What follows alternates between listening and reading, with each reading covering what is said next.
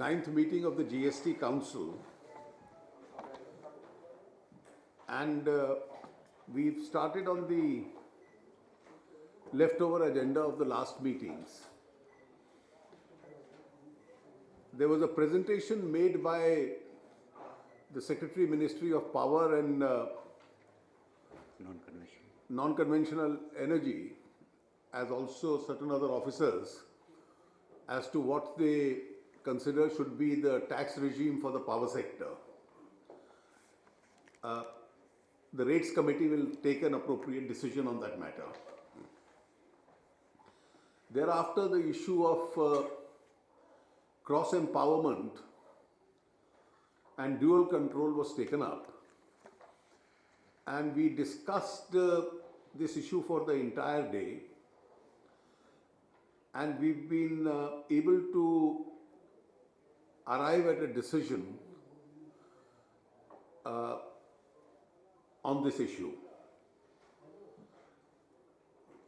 The entire taxation base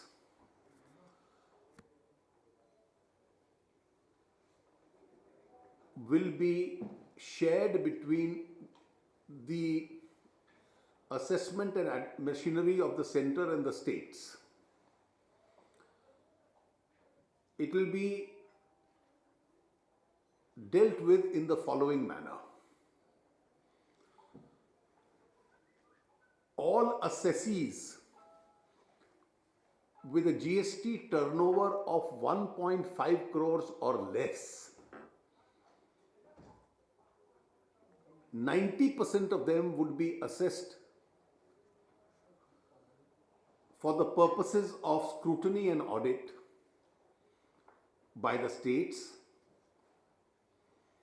and 10% by the administrative machinery of the center.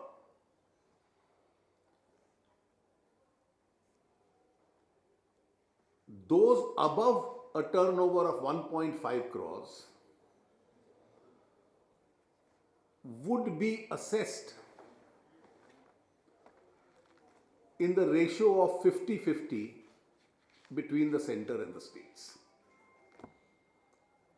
To repeat, the states would do 50% of the assessees above 1.5 crore turnover and 90% of those below 1.5 crores turnover.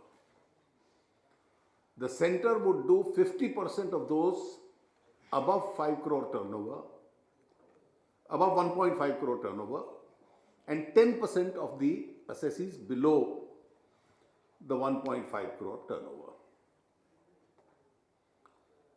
Intelligence-based enforcement powers will vest in both the center and the state assessing officers.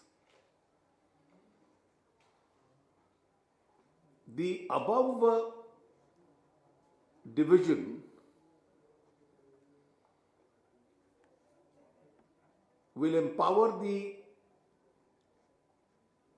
relate to scrutiny and audit.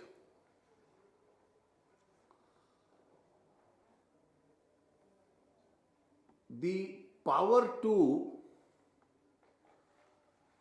levy and collect the IGST taxation is with the central government, but by a special provision in law, the states will also be cross-empowered in the same manner of the ratio mentioned earlier.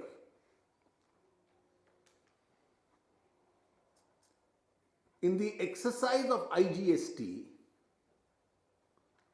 where there are contentious issues between conflicting states with regard to place of supply, etc., obviously one of the states can't assess, and therefore those assessments would necessarily take place by the center.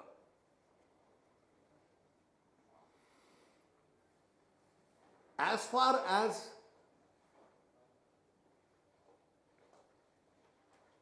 the area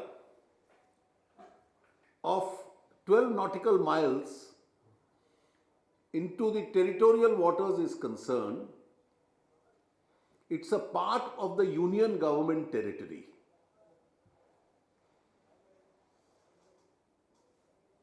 But as per convention,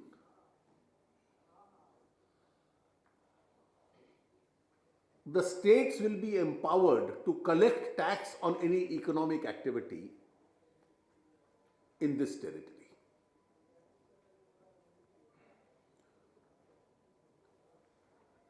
This decision has been taken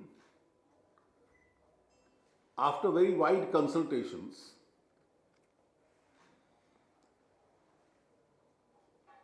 There was initially a proposal made by the chairman of the CBEC, which was discussed with all the officers of the state and the ministers. There were some issues with regard to this. There was an alternative proposal made by the minister from Tamil Nadu. Eventually, that proposal became the base proposal. It was debated upon, improved, and finally agreed upon. All the ministers present agreed to the proposal except the West Bengal minister, who disagreed to the limited extent that assessments below 1.5 crore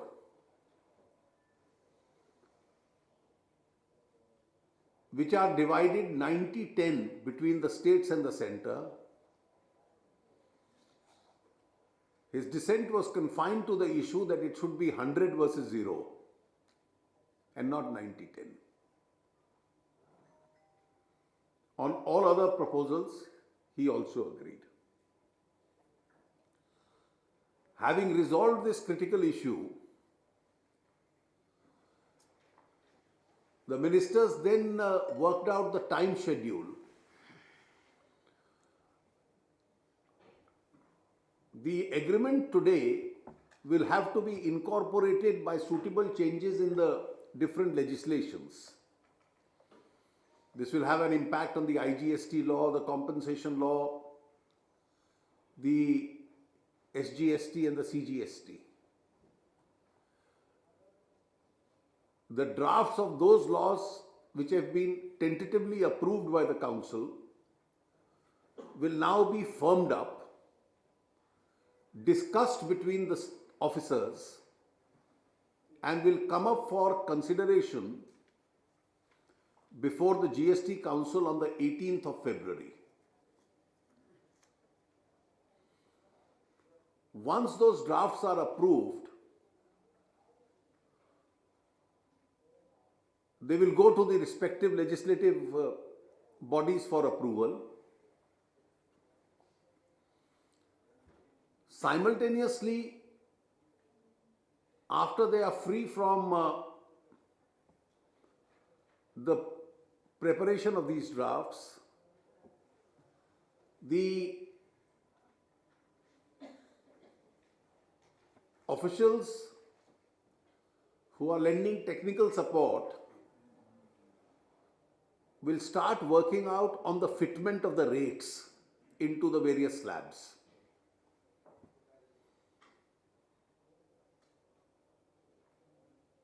This exercise will, in all probability, take us well into the month of March. The ministers in the council then assessed a realistic date by when the three important things pending: final draft legislations, and the rules. Secondly, approval of these by the legislative bodies. And three, the fitment of the rates can take place. So I requested the ministers to give their opinion about the realistic dates. And there was a broad view that the 1st of July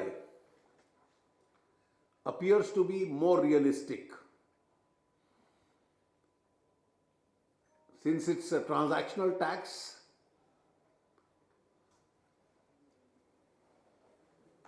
It can be introduced at any time. Also, they felt that the industry and trade will have to be given some adequate notice. And once the rates are decided, the systems of the GSTN will have to be modified suitably. So our next meeting will be on the 18th of February. This long gap is because A, the drafts are going to take some time to be finalized, and B, most of the finance ministers, including myself, would be busy with both the central and the state budgets during this period. Thank you. So service tax का जो issue 11 lakh service tax assessee है. देखिए, GST आने के बाद कोई वो अलग असेसी तो रहेगा नहीं, वो तो GST असेसी होगा. So this will be taken as a composite whole.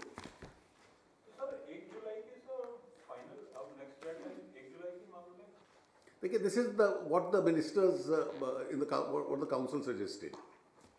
But the broadly speaking, the meeting was very successful because we've been able to sort out almost all the issues, only the technicalities in terms of changing the law. It's a significant headway. That's right.